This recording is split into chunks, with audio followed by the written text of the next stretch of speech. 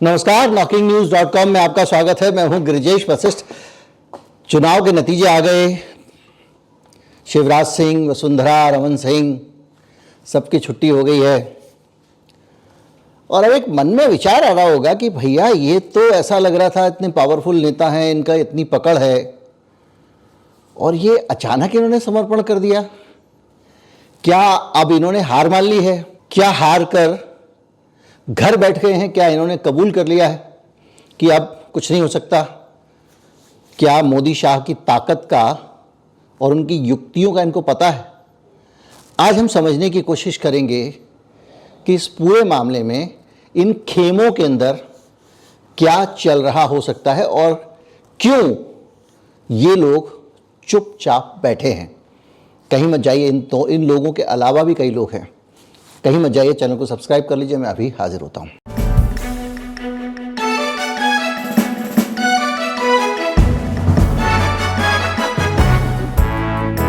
सबका अनुमान यह था, मैंने भी आपसे कहा था कि 2024 के चुनाव से पहले जो इन राज्यों में छत्रपों को डिस्टर्ब किया है, इसका बीजेपी को खामियाजा भुगतना पड़ेगा, क्योंकि ये जो लोग हैं इनकी ज़मीन पर अपनी पकड़ है।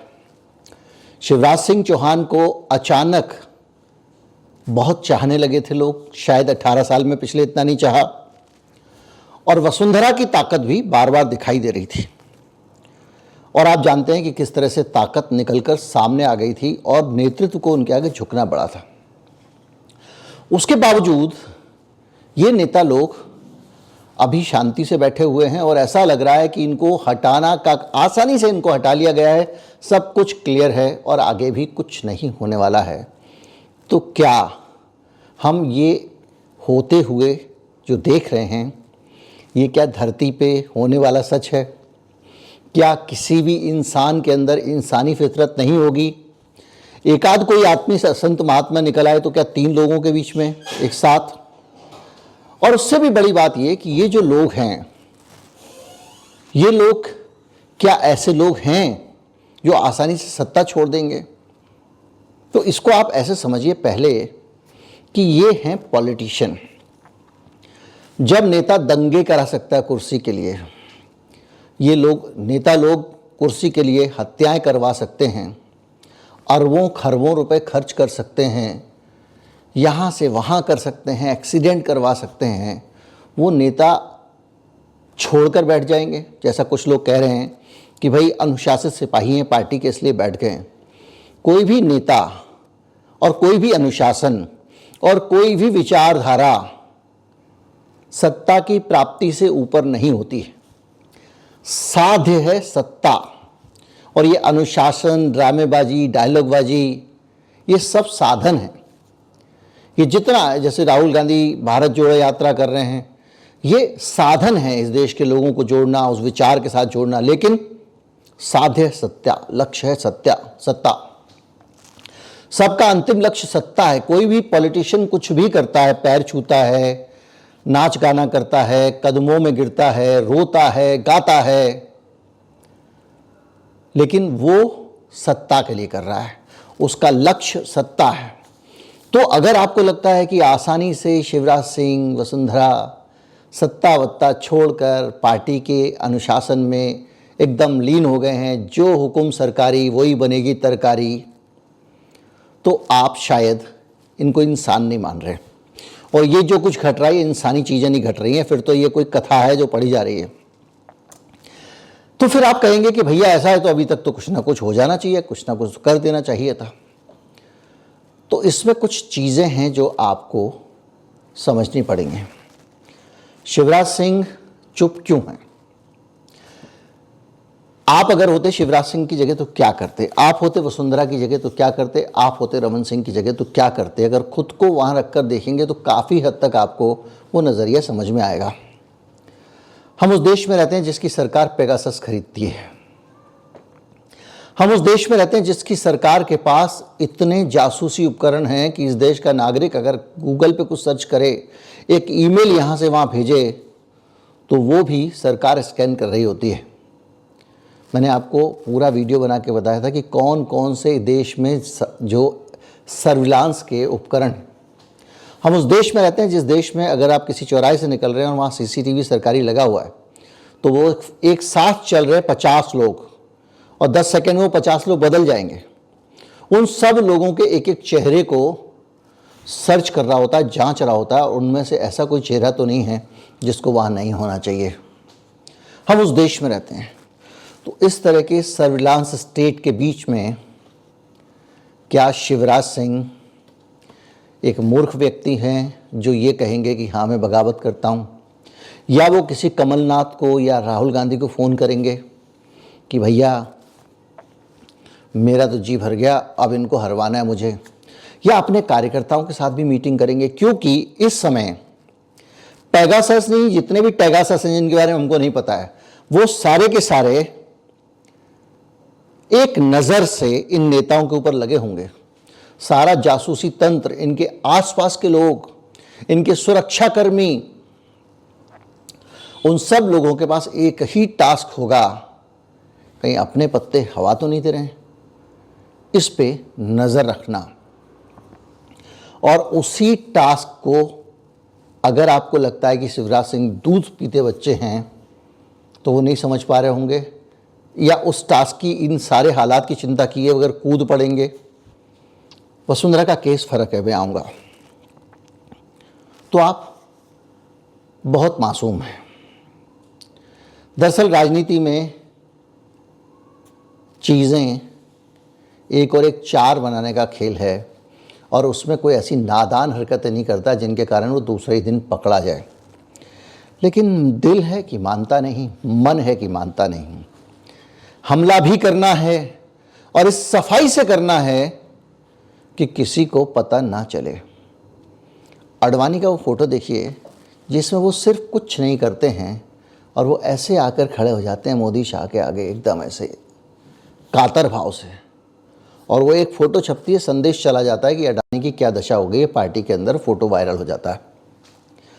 उसी तरह से शिवराज सिंह लगातार ये संदेश देने की कोशिश कर रहे हैं बगैर कहे कि ये फैसला करके आपने प्रदेश की महिलाओं को नाराज़ कर दिया है, और यहाँ पर जो प्यारी बहनाएं हैं, लाडली बहनाएं, वो इस बात से बहुत दुखी हैं कि आपने मुझे हटाया। लाडली बहनाएं आपको छोड़ेंगी नहीं, और ये संदेश दिया जा रहा है अपरोक्ष रूप से, परोक्ष रूप से, कुछ वीडियोस के ज़रिए जो बार बार अलग अलग जगहों पे वायरल हो रहे हैं, जिसमें महिलाएं शिवराज सिंह के साथ लिपट के रो रही हैं और शिवराज सिंह भी भावुक हो जा रहे हैं।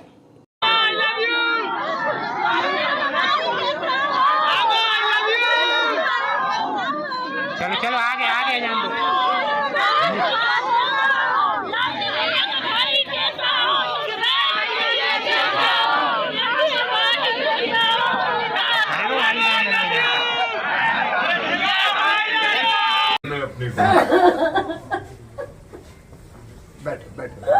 आप सबके चाहते हो और बहन के हर मध्य प्रदेश में एक एक बैठ के चाहते हो आप।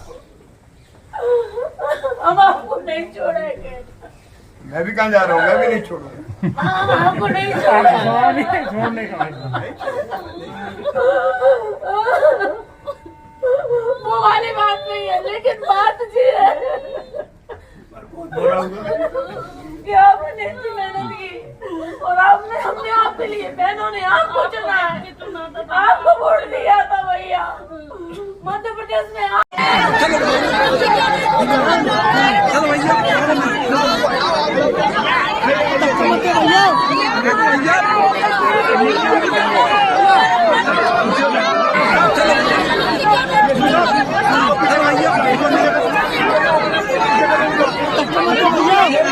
और ये संदेश प्रदेश के लिए संदेश है कि डॉन अभी जिंदा है, डॉन अभी मरा नहीं है। और उनके एक और वीडियो में से ये डायलॉग निकाल लिया है। तो डॉन करेगा क्या अगर मरा नहीं है? तो डॉन अपने मौके का इंतज़ार करेगा। पूरी दुनिया के नेता जब ये सब चुनाव ख़त्म हो जाता है तो कोई लंदन जाता है, कोई पेरिस जाता है, कोई बैंकॉक जाता है, कोई जाके कहीं मसाज ले रहा होता है, कोई सो रहा होता है, कोई अपने परिवार के साथ वक्त बिता रहा होता है, कोई भिंडी काट रहा होता है।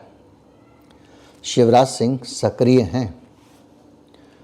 वो भी तब सक्रिय हैं जब प्रदेश में उनकी जगह दूसरा मुख्यमंत्री बना दिया गया, तो प्रदेश में कोई संभावनाएं नहीं है, लेकिन फिर भी कार्यक्रमों में हिस्सा ले रहे हैं।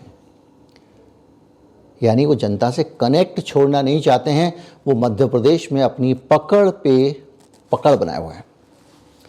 इसका मतलब ये है कि शिवराज सिंह को सही मौके का इंतजार है। अब चलते हैं वसुंधरा के पास। वसुंधरा की ऐसी कोई प्रतिक्रिया और ऐसी कोई हरकत सामने नहीं आ रही है। इसकी वजह जानकार लोग ये मान रहे हैं कि वसुंधरा के साथ मोदी शाह की डील हो चुकी है और वो मतदान से पहले ही डील हो गई थी। इसीलिए वसुंधरा चुनाव मैदान में आई थी और चुनाव प्रचार में उन्होंने हिस्सा लिया, वरना वो चुनाव प्रचार में हिस्सा नहीं लेती। हाँ, एक वीडियो आया है जिसमें उनको एक पर्ची दी गई है हाईकमान से और वो पर्ची खोलते ही असहज हो जाती हैं। ये वीडियो वायरल होता है। ये वीडियो इस बात का संदेश है कि आप कह रहे हो कि वसुंधरा ने नाम को प्रपोज किया है, लेकिन वसुंधरा उस नाम को प्रपोज करना नहीं चाहती थी। एक पूरा नाटक कैमरे के सामने स्टेज किया गया है, राजनाथ भी उसका हिस्सा हैं। वो पर्ची देते हैं ताकि ये संदेश दिया जा सके लोगों को कि नाम ऊपर से आया है, हमने प्रपोज नहीं किया है। उस पर्ची को देखकर वसुंधरा असहज हो जाती हैं, ताकि देश की और राजस्थान की जनता ये समझे कि वसुंधरा की रज़ा नहीं है, इस फैसले में सहमति नहीं है। राजनीति में इतना संदेश देना काफ़ी होता है। और अब वो चुप इसलिए बैठी हैं क्योंकि उनको भी सारे सर्विलांस और दूसरी चीज़ों से भी डर है और अपनी बारी का इंतज़ार है और उस वचन के पूरा होने का भी इंतज़ार है जो केंद्र ने डील में इनको दिया है। तीसरे हैं रमन सिंह। रमन सिंह को किसी ने पूछा नहीं तो वो आगे आए नहीं, कोने में बैठे हुए थे रिटायर मोड में, ठीक उस तरह से जैसे कि सुमित्रा ताई महाजन मध्य प्रदेश में बैठी थी और भी बहुत सारे लीडर बैठे हुए थे। तो रमन सिंह अब स्पीकर बन गए हैं और वो आराम से अपना रिटायरमेंट वाला मोड देख रहे हैं और बदलाव का इंतज़ार कर रहे हैं। लेकिन उन्होंने माफ़ कर दिया होगा, ये उम्मीद करना ज़रूरत से ज़्यादा उम्मीद करना है। अब क्या होगा, यहाँ से एक नया कैलकुलेशन शुरू होता है। आप अक्सर देखते होंगे फ्री रेडिकल्स, इन्होंने अपने तंतुओं को खोल दिया है। जो किसी भी प्रकार की परिस्थिति अगर इनके पक्ष में बनती है तो ये उसको पकड़ लेंगे। इनके टेंटिकल्स खुले हुए हैं और इनको इंतज़ार है एक ताकत का जो इनके साथ खड़ी हो जाए और इनकी ताकत से मिलके वो महाशक्ति बन जाए। वो ताकत और वो आशा की किरण दो लोगों में दिख रही है। एक है नितिन गडकरी। नितिन गडकरी आज से नहीं, बहुत समय से, जब मोदी जी गुजरात के मुख्यमंत्री थी तब से आंखों में आंखें डालकर मोदी शाह का मुकाबला कर रहे हैं और नितिन गडकरी का मोदी शाह कुछ नहीं बिगाड़ पाए सिवाय इसके कि संसदीय बोर्ड से उनको हटा दिया गया था। नितिन गडकरी को जो कहना होता है कहते हैं। संजय जोशी को दुश्मन मान लिया था मोदी शाह ने और नितिन गडकरी ने पार्टी में उनकी वापसी कराई थी। मोदी को पहली बार अड़ना पड़ा था संजय जोशी को हटाने के लिए। ये मैं अपने वीडियो में सारी डिटेल्स आपको दे चुका हूं। संजय जोशी कौन है सब जानते हैं। तो नितिन गडकरी वो आदमी है जिससे मोदी शाह, जिसके लिए अंदर थोड़ी सी कसक रखते हैं, थोड़ी अदावत रखते हैं, और वही नितिन गडकरी भी है जिसके पास संघ की दी हुई इतनी ताकत है कि ये चाह कर भी उसका कुछ नहीं बिगाड़ पाते। इंतज़ार इस बात का है कि अगर गडकरी जैसा कोई आदमी आगे आए और कहे कि शिवराज आ जाओ मेरे साथ और दौड़ पड़ें, वसुंधरा जी आइए दौड़ पड़ें। लेकिन इन सबसे ज़्यादा भी एक शक्तिशाली शख्स है जो आज की तारीख में हिंदुत्व की राजनीति में भी मोदी से ज़्यादा पावरफुल है। मोदी जैसे ज़्यादा उसको वो हिंदू आइकन है, हिंदू हृदय सम्राट है। नाम बताने की ज़रूरत नहीं है। वो आदमी है योगी आदित्यनाथ। योगी आदित्यनाथ के साथ में अब अगला मुकाबला होने वाला है मोदी शाह का। मुकाबला ऐसा होने वाला है कि अब 24 की जो राजनीति आने वाली है उसमें एक बड़ा मुद्दा बनने वाला है जाति जनगणना का मुद्दा। अगर पिछड़े और अति पिछड़ों के वोट अगर आपको लेने हैं पार्टी में उनको ताकत देनी पड़ेगी। मध्य प्रदेश में मुख्यमंत्री बनाया है तो मोदी शाह चाहेंगे कि उनकी आंख की किरकिरी योगी आदित्यनाथ को एक पिछड़ा चेहरा, गैर सवर्ण चेहरा आगे करके योगी आदित्यनाथ को हटाया जाए। योगी आदित्यनाथ को भी एंटी इनकम्बेंसी के नाम पर वैसे ही अलग किया जाए जैसे शिवराज को किया गया, और अपने पकड़ को मजबूत बनाया जाए। और शिवराज और वसुंधरा के हटने के बाद हाईकमान का हौसला बहुत बुलंद है और उनको लगता है कि हम आसानी से योगी को भी हटा लेंगे। यहाँ से चुनौती नहीं आई है तो वहाँ से भी शायद न आए। हिंदू युवा वाहिनी करके एक संगठन चलाते थे योगी आदित्यनाथ, जो एक समानांतर संगठन था, एक ताकत थी। उसको योगी ने आने के बाद सरकार में खुद ही डिसॉल्व कर दिया। तो अब उनके पास अलग से सड़क पे कोई उस तरह की ताकत भी नहीं बची है। मुख्यमंत्री बनने के बाद भी उन्होंने ज़्यादा जोर पूर्वांचल में दिया है। आपका ये गोरखपुर आसपास का जो पूरा इलाका है वहाँ ज़्यादा जोर दिया है, वहाँ पर उनकी एक पकड़ है। लेकिन बाकी प्रदेश में उनको हटाना मुश्किल नहीं होगा। उनको हटाने और कमज़ोर करने का काम उसी दिन से शुरू हो गया था जिस दिन वो बने थे। दरअसल जो कठपुतली मुख्यमंत्री बनाने की शैली है वो शैली योगी आदित्यनाथ पर ही लागू की गई थी और उस शैली में उनके साथ बहुत सारी चीज़ें हुई, जैसे किसानों के कर्जे माफ़ करेंगे, इसका ऐलान योगी आदित्यनाथ ने किया था। उन्होंने ये भी किया था कि सारे अधिकारी संपत्ति का ऐलान करेंगे और मुख्यमंत्री बनते ही उन्होंने कहा कि सारे अधिकारी बताएंगे उनकी संपत्ति क्या क्या है।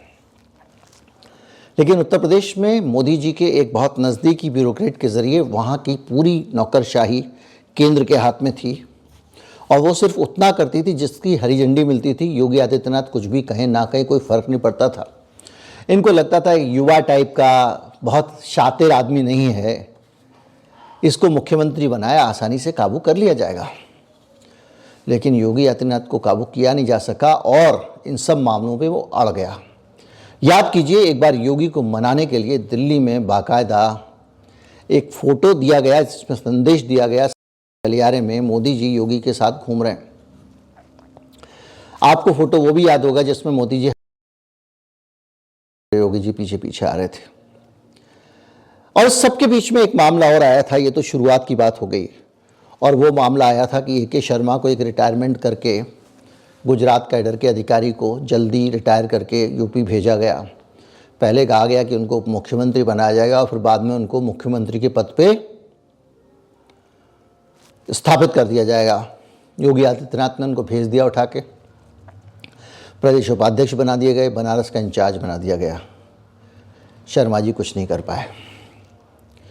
तो ये पूरा का पूरा जो सीन दिखाई दे रहा है, इसमें पुरानी बहुत सारी शिकायतें हैं, पुराने बहुत सारे हमले नाकाम होने के बाद एक नई उम्मीद मोशा के लिए है कि राजस्थान और मध्य प्रदेश की जगह उत्तर प्रदेश में भी हम ऐसा आदमी बिठाएंगे जो हमारे इशारे पर चलेगा।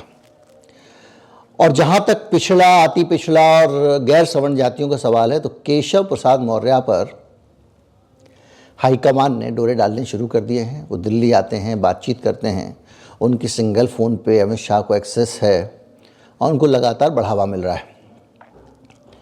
और ये भी हो रहा है कि यूपी सबसे बड़ा सूबा है, अगर वहाँ पर ठाकुर मुख्यमंत्री होगा तो हम ये जो पिछड़ों वाला जो नैरेटिव नया चल रहा है जिसमें कहा जा रहा है कि पिछड़े और अति पिछड़े, तो इन पूरे हालात के बाद में अब ये लगने लगा है कि बॉस मोदी शाह अब अगला टारगेट बनाएंगे योगी आदित्यनाथ को। तो बीजेपी में बहुत सारे ऐसे लोग हैं जो सताए हुए हैं।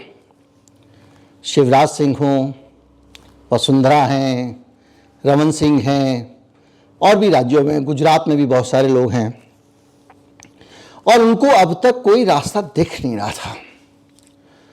2024 एक ऐसा मौका है जब कोई भी जोखिम अगर सबसे ज़्यादा है तो मोदी के लिए है और शाह के लिए है। बाकी सारे के सारे दौर में जोखिम दूसरों का होता है। योगी को हटा देंगे, हल्ला होगा, हंगामा होगा, और आप जैसा मोदी शाह की शैली जानते हैं, कितना भी बुरा काम हो जाए, कितना भी बड़ा बवाल हो जाए, उसको उसके हाल पे छोड़ दो। 1 महीना रोएंगे, 2 महीना रोएंगे, उछलेंगे, तड़पेंगे।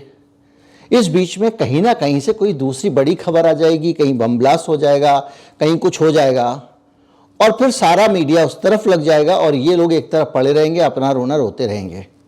और इसी शैली में वो सबके ऊपर हमले करते हैं। उठा के किसी को जेल में डाल दीजिए आप, 4 दिन हंगामा होगा, 5 दिन से जब दूसरी खबर आएगी तो वो जेल में रह जाएगा, बाकी लोगों में लग जाएंगे। तो उस शैली में काम कर सकते हैं बाकी समय।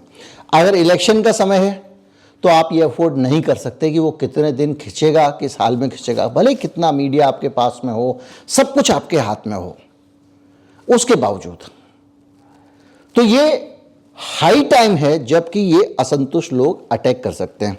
लेकिन अटैक करने से पहले ऐसा समझ लीजिए कि आपको जो फिल्मों में ना दुश्मन का डॉन का अड्डा होता है उसमें घुस के जाना है, बंदूकों के साई से जाना है, बिजली के लगे हुए करंट, लेज़र लगी हुई है, परिंदा भी पर नहीं मार सकता, और आपको अंदर घुसना है। शिवराज सिंह की चुनौती भी वही है, बाकी सबकी चुनौती भी वही है।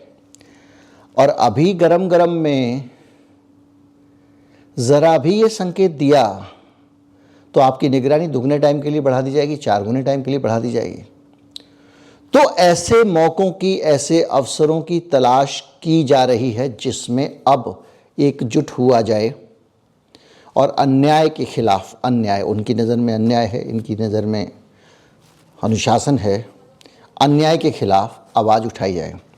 संघ के लोग, बाकी लोग भी कहीं ना कहीं, जो लोग संघ में थोड़ा सा भी शक्तिशाली, वो लोग इस बात को लेकर, बहुत सारे लोग दुखी हैं। वो माथुर हैं, क्या नहीं दिया उन्होंने पार्टी को, छत्तीसगढ़ में जिता दिया, ब्रेन बिहाइंड विक्ट्री कहते हैं लोग उनको। बहुत सारे लोग हैं,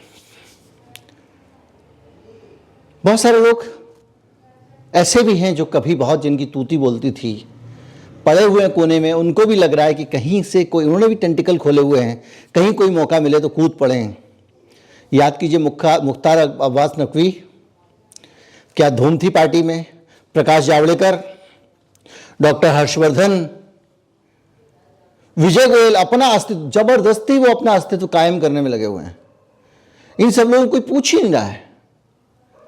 और ये सब लोग कहीं ना कहीं थोड़ा बहुत कम ज़्यादा अपनी अपनी जगहों पर पकड़ रखते हैं, और इन सबको इंतज़ार है कोई एक इंटीग्रेटर फोर्स का, कहीं पे कोई ऊपर से रस्सी डाल दे तो हम कुएं से लटक के ऊपर चले जाएं।